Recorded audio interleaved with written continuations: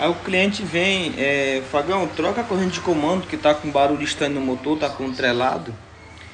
E substitui ela pra mim, ver a melhor marca que você tem aí. Aí galera, aí eu abri aqui, né?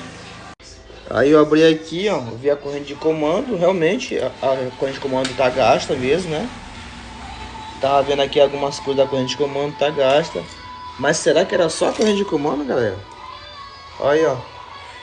Será que era só a corrente de comando mesmo? Olha o cilindro como está, todo arranhado, olha aí, ó.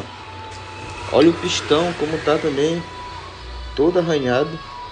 Será que era só a corrente de comando que era o problema? Olha aí como é que tá aqui, ó. Ainda bem que a biela não tem jogo, né? Não tem jogo lateral, nem tem jogo em cima. Tá em perfeito estado. Mas será que era só a corrente de comando mesmo? Olha o tanto de peça que foi desmontado da moto. Olha aí.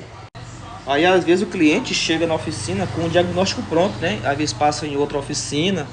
Aí os caras falam que tá batendo corrente de comando, é para trocar. Aí eu falo para vocês, a gente só pode dar orçamento de motor quando o motor estiver aberto, tá?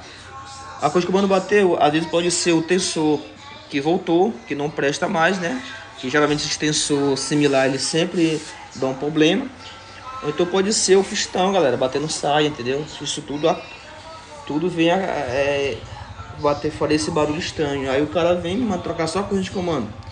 E o mais engraçado é que a moto já tá com 2 dias e o cliente nunca veio saber como é que tá a moto.